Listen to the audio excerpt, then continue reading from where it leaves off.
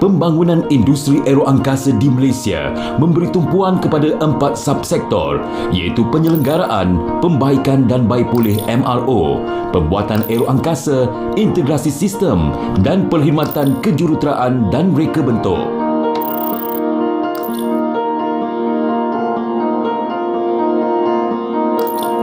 Dalam hal ini, Persatuan Industri Aeroangkasa Malaysia, MAIA, MAIA, turut memainkan peranan untuk membantu Malaysia terus cemerlang dalam sektor utama aeroangkasa ini.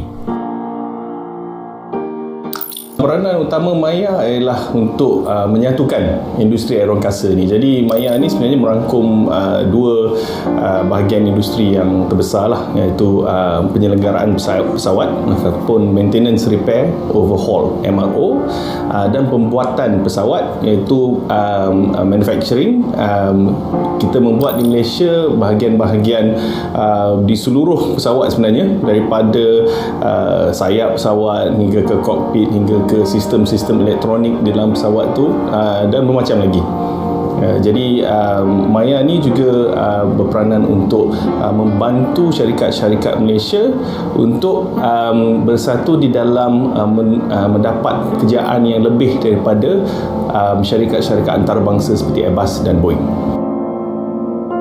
Subsektor MRO merupakan penyumbang terbesar kepada sektor aeroangkasa pada 2019 dengan jualan sebanyak 7.97 bilion ringgit dan menguncup kepada 4.93 bilion ringgit pada 2020 yang disebabkan oleh impak negatif dari pandemik COVID-19.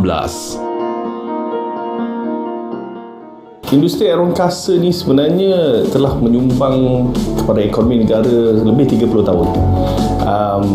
Walaupun ia terkenal dengan industri penerbangan, ya, itu sesuatu yang lain daripada industri aeroangkasa yang saya ceritakan ni.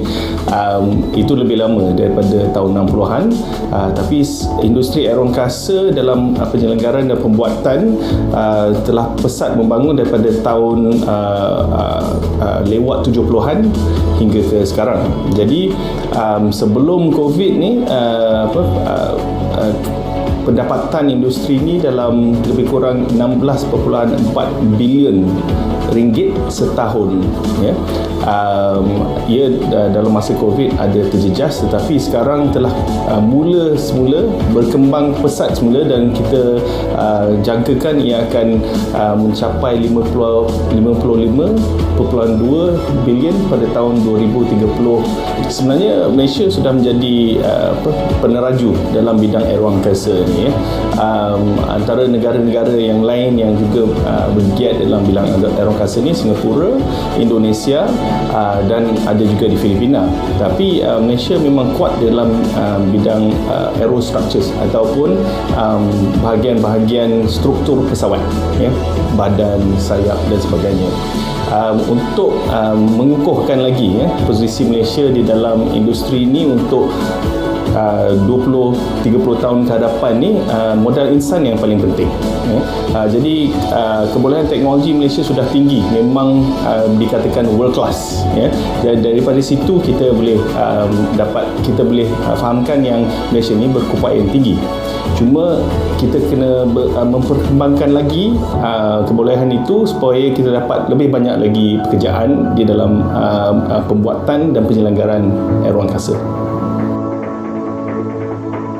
Sememangnya, faktor pembangunan modal insan merupakan elemen penting untuk Malaysia terus mencipta nama dalam sektor aeroangkasa seperti penyelenggaraan, pembaikan dan baik pulih MRO, pembuatan aeroangkasa, integrasi sistem dan perkhidmatan kejuruteraan dan reka bentuk.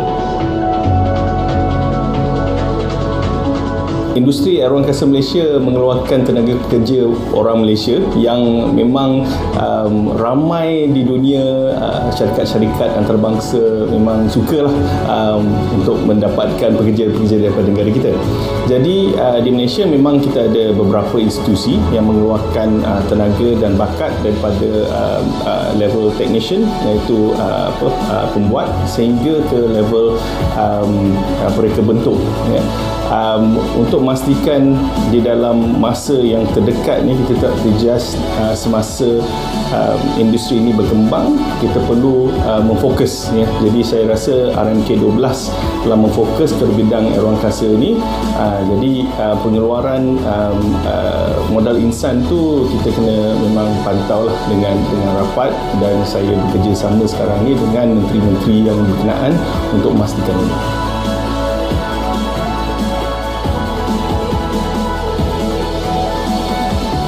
Antara institusi pengajian tinggi yang turut sama memainkan peranan memberikan pekerja mahir dalam bidang aeroangkasa ialah Universiti Kuala Lumpur atau lebih dikenali dengan panggilan UniKL.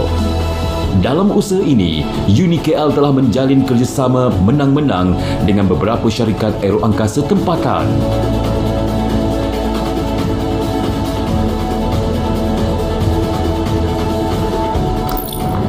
Sebagai sebuah universiti pengajian teknikal, kerjasama erat dengan industri merupakan kunci asas yang penting bagi kami.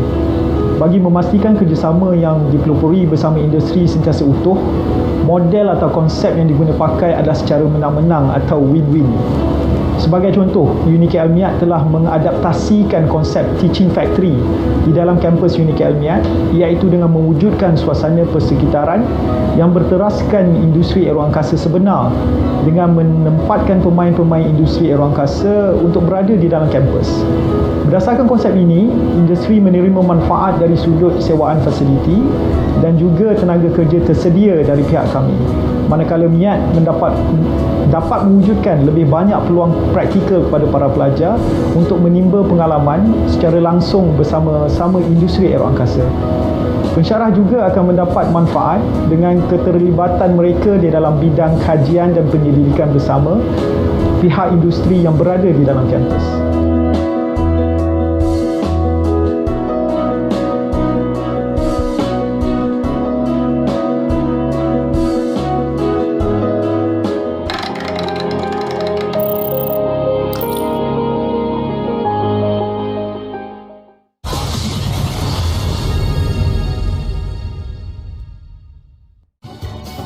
Pilihan Raya Umum Dewan Undangan Negeri ke-15 akan diadakan pada 12 Ogos 2023. Tarikh penamaan calon pada 29 Julai 2023. Tarikh mengundi awal pada 8 Ogos 2023. Jangan lupa bawa kad pengenalan anda. Patuhi peraturan ketika mengundi. Undi anda penentu masa depan negara.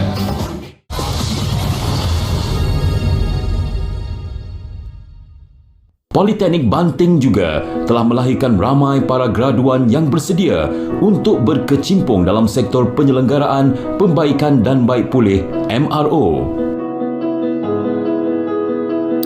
Politeknik Banting Selangor menawarkan program Diploma Kejuruteraan Penyelenggaraan Pesawat, yang mana Diploma Kejuruteraan Penyelenggaraan Pesawat ini telah pun mendapat pengiktirafan dari Engineering Technology Accreditation Council, Board of Engineer Malaysia, dan juga dalam masa yang sama mendapat pengiktirafan dari pihak berkuasa penerbangan Malaysia, CAM. Maka dengan itu PBS boleh melaksanakan program pelesenan profesional juruteknik penyelenggaraan pesawat kategori A1. Dan Politeknik Banting Selangor juga telah diiktiraf sebagai salah satu pusat latihan bertauliah bagi penyelenggaraan pesawat. Maka dengan itu seluruh kandungan khusus yang ada dalam program ini adalah berpandukan berdasarkan kepada syarat dan juga ketetapan yang ditetapkan oleh pihak berkuasa penerbangan Malaysia. Dan pelajar diberikan di sini dengan latihan berbentuk teori dan amali berkaitan dengan penyelenggaraan dan juga baik pulih pesawat. Di samping itu juga pelajar juga diberikan untuk menjalani latihan industri selama 1 tahun, melibatkan pesawat sebenar di syarikat penerbangan di Malaysia.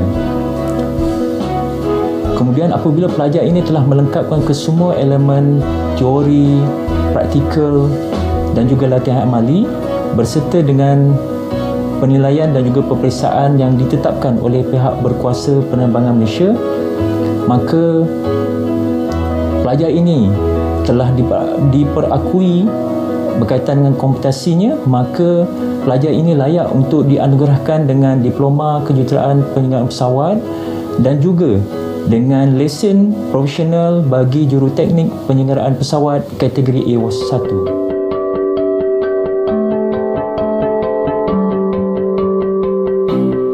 Salah satu syarikat tempatan yang cemerlang dalam bidang penyelenggaraan, pembaikan dan baik pulih MRO di negara kita ialah Galaxy Aerospace Malaysia Sendirian Berhad.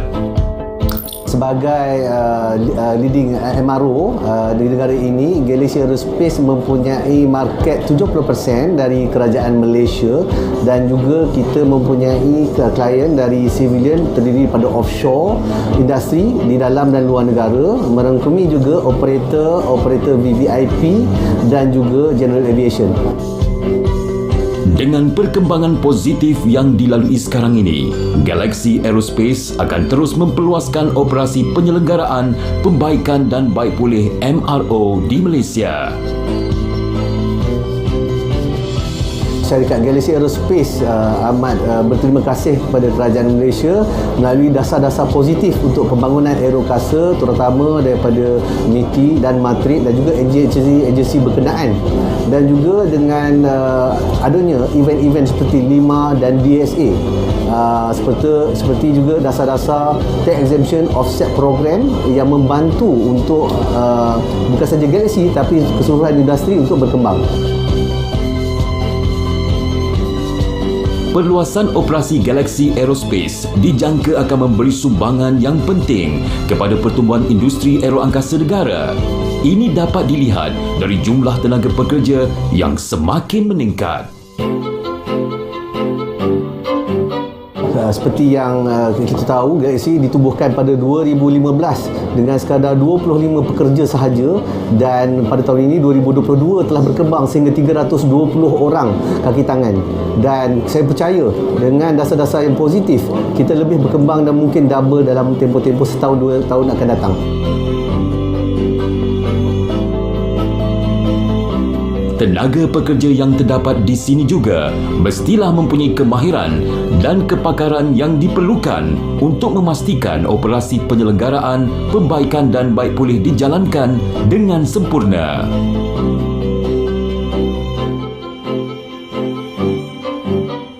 Galaxy Aerospace Sdn Bhd mempunyai design office yang mempunyai pengetahuan dan pengalaman luas dalam bidang pesawat terbang.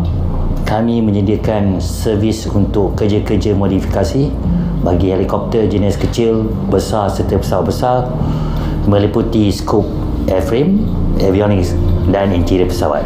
Galaxy Aerospace Sdn Bhd merupakan salah satu syarikat yang mempunyai pengiktirafan daripada pihak berkuasa penerbangan awam Malaysia dan Direktorat Technical Airworthiness. Continuing Airworthiness Management Organisation atau KEMO adalah jabatan dari Galaxy Aerospace yang bertanggungjawab dalam pengurusan perancangan pesawat bagi memastikan pesawat dalam keadaan equipment terbang atau dipanggil sebagai airworthy. Di sini, kami menyelia sehingga 40 pesawat yang merangkumi agensi-agensi kerajaan serta pesawat persendirian. Berbagai aspek diselia bermula dari perancangan penyelenggaraan pesawat, pengarahan penyelenggaraan sehingga penyediaan dokumen bagi memperolehi sertifikat airworthiness bagi membenarkan sebuah pesawat itu terbang mengikut undang-undang yang digariskan oleh Civil Aviation Authority of Malaysia, CAM. Antara rancangan yang dilakukan adalah rancangan serigala berkala. Dokumen serigala disediakan oleh KEMO yang disebut sebagai work order dan diarahkan kepada Jabatan Kejuruteraan di mana jurutera dan juruteknik akan melaksanakan tugasan tersebut. Usai penugasan, Jabatan Kejuruteraan akan melaporkan semula kepada Jabatan KEMO dan kerja-kerja akan direkod dan disemak dan dikemas kini dalam sistem perancangan. Segala dokumen akan direkodkan dan perlu disimpan dalam arkib selama 12 bulan sehingga kapal atau komponen telah ditarik balik secara kekal daripada perkhidmatan. Segala prosedur di dalam Jabatan KEMO ada termaktub di dalam KAMI atau Continuing Airworthiness Management Exposition. Semua faktor ini pastinya akan menyumbang kepada pengukuhan kedudukan Malaysia sebagai hub aeroangkasa di rantau ini, juga seiring dengan pelan tindakan industri aeroangkasa Malaysia 2030 untuk menjadikan Malaysia negara aeroangkasa nombor 1 di Asia Tenggara. Alhamdulillah, dengan strategi syarikat dalam mendahulukan mendapat approval dan membina capability dari segi AMO, KEMO dan design, syarikat juga telah berupaya mendapat approval dari neighboring countries dan juga FAA, menyebabkan saat ini syarikat sedang membuat baik pulih bagi pesawat-pesawat dari negara jiran iaitu Indonesia dan Thailand, dan insya-Allah kita akan menambah baik kita punya capability supaya kita akan berkembang kepada negara-negara yang lain di rantau Asia ini. Sebuah lagi syarikat yang terlibat dalam operasi penyelenggaraan, pembaikan dan baik pulih MRO di negara kita ialah Destiny Avia Teknik Sendirian Berhad. Destiny Avia Teknik telah ditubuhkan pada Julai 2015. Destiny Avia Teknik adalah syarikat usaha sama di antara Destiny Berhad dan Avia Teknik daripada UK. Tujuannya ialah untuk menyediakan perkhidmatan servis maintenance untuk alat-alat keselamatan kepada pesawat-pesawat pada syarikat penerbangan di Malaysia. Peralatan keselamatan penerbangan ataupun survival equipment adalah amat penting kepada untuk memastikan keselamatan penumpang-penumpang di waktu kecemasan. Kecemasan seperti emergency landing ataupun medical condition yang penumpang-penumpang akan yang mungkin akan dihadapi pada saat-saat kecemasan. Jenis alat yang kami ada menserviskan di sini ialah seperti oxygen cylinder, life vest,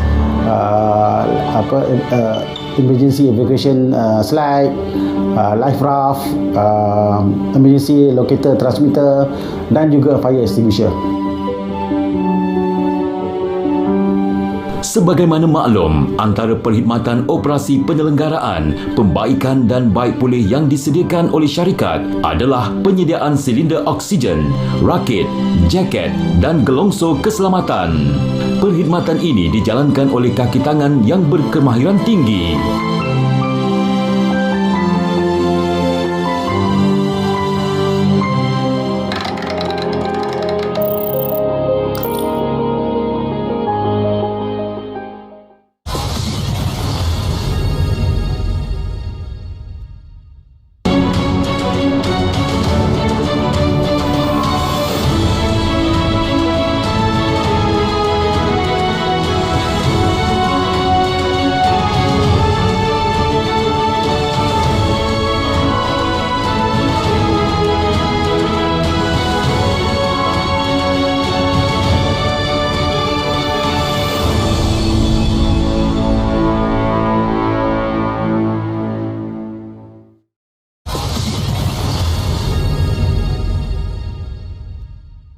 Untuk peralatan-peralatan keselamatan atau survival equipment ni, seperti oxygen cylinder. So, oxygen cylinder digunakan oleh kru, cabin crew in case kalau penumpang-penumpang mempunyai masalah keselamatan, masalah kesihatan, di mana dia memerlukan oksigen, dan oksigen ini akan digunakan kepada penumpang tersebut.